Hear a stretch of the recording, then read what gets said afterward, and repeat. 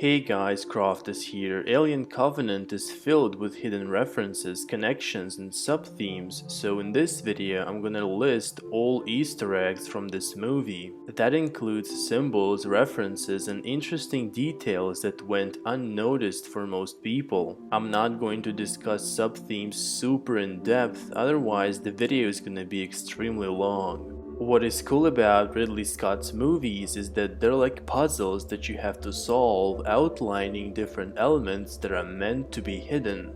And some details from Alien Covenant only make sense when they're understood symbolically rather than literally.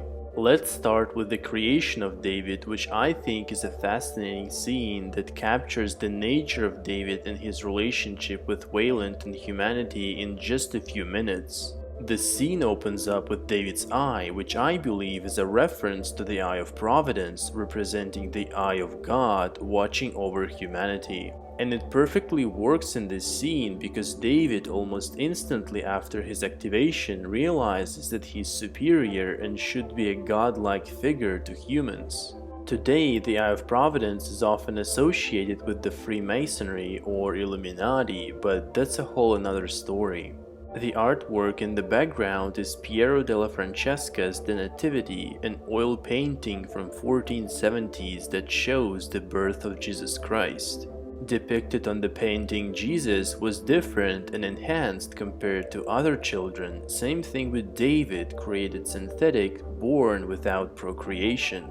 David plays a piano piece, Entrance of the Gods into Valhalla, which can be a reference to humans being expelled from the paradise. Valhalla translates as Hall of the Slain, and in the Norse mythology represents the heaven for heroes that died in battles. Weyland asking David to bring him tea is actually a callback to Prometheus when David throws a sarcastic tea line to Wickers. But it's also Weyland's way to make sure that David is still his servant, since right before that David realizes that his creator will die but he will not.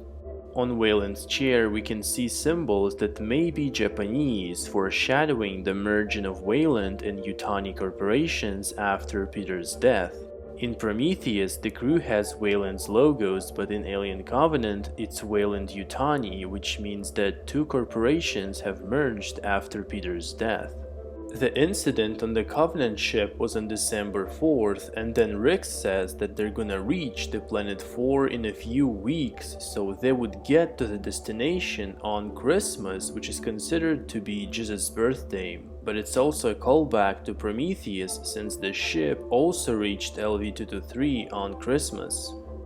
There are a few Egyptian symbols on the Covenant ship, including visual resemblance of energy sails to pyramids and cryosleep chambers to sarcophagus. In addition, the crew members in cryosleep costumes look similar to mummies, especially the captain when he's buried. Later in the movie, David quotes Shelley's poem titled Ozymandias, which is a name given by Greeks to the Egyptian pharaoh Ramesses II.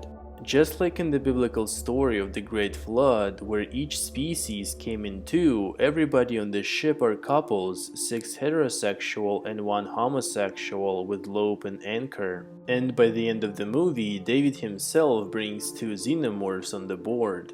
In the promotional material, the entire crew stands around a table with the captain in the middle. These shots look similar to the Last Supper that portrays Jesus and his apostles. Even James Franco's outfit blatantly resembles Jesus' clothes. James Franco's character wanted to build a cabin, and Daniel specifically says that this cabin would be made out of the real wood. This is another reference to Jesus, who in his lifetime worked as a carpenter and used wood to build things. When the Lander 1 explodes, Karine and Ferris burn to death just like Captain Branson and Dr. Holloway. Dead engineers visually look like they were burned, although we know they're covered in pathogen. So all these are references to the Prometheus fire and sinners who burn in hell.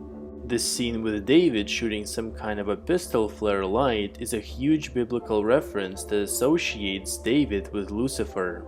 First of all, Satan's name, Lucifer, literally means light bringing, which is exactly what David does. Second, Lucifer is a falling angel and is often called a falling star, which is similar to how the light ball falls on the ground.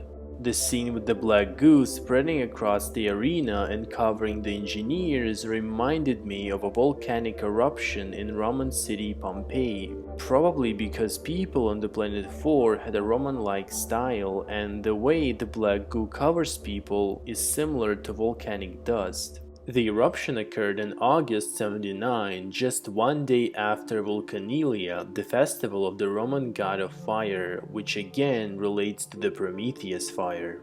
Another interesting thing is the conversation between Orem and David when Orem says that he met the devil when he was a child. It was confusing in the movie what Orem actually meant, but in an interview the actor explained that Orem was constantly abused in childhood by his grandfather, whom he perceived as the devil. It is mentioned 2 times in Alien Covenant that Orem is a religious man, so he believes that a tangible entity, Lucifer, can take many different forms. You can also check out the link in the description if you want to see the full interview.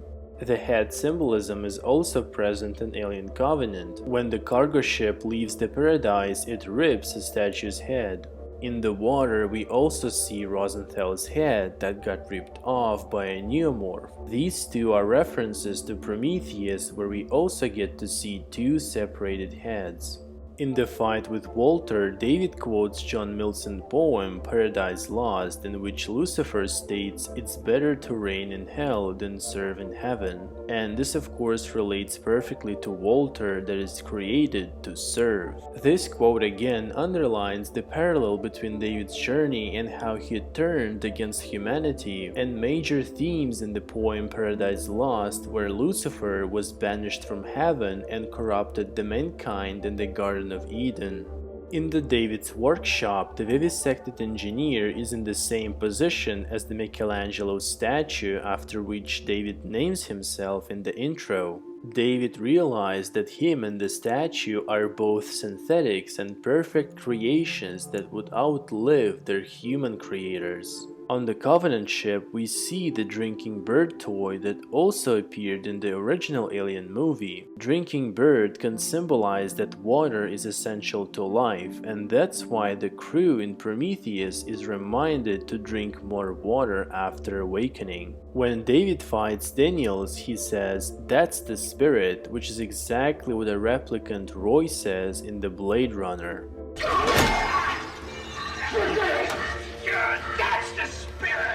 Roy also stabs his own arm with a nail, just like Daniels stabs David.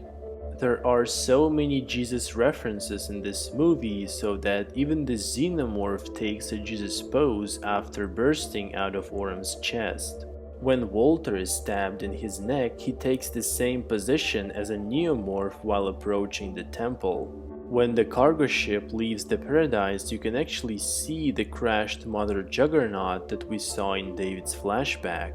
In addition, the structure of the engineer city is similar to the Vatican city circle with the temple and the arena. It took me a while to notice a huge head sculpture built from a mountain. Lastly, I want to say a few things about the Covenant logo. When I saw it on the screen, it reminded me about Zoroastrianism symbol. It is one of the world's oldest religions that is based on the opposition of 2 divine entities that can be considered as good and evil. But it's much more complicated than that. It's more like the Jedi and the Sith. Unlike Christianity that mostly focuses on God, Zoroastrianism explores dualism of 2 divine entities, their different views and teachings. The theme of dualism is also explored in Alien Covenant, with David and Walter both being androids with identical look but at the same time having different ideologies.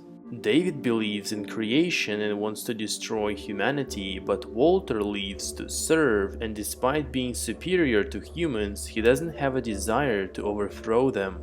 Thank you guys for watching. If you want to support my channel, you can check out the t-shirt that I've made, link in the description. I spent quite a bit of time on the design that you may actually like, and if you buy this t-shirt I'll get a commission, which would be really helpful for this channel. Let me know in the comments if I missed any Easter eggs, like the video if you enjoyed it, and subscribe for more content.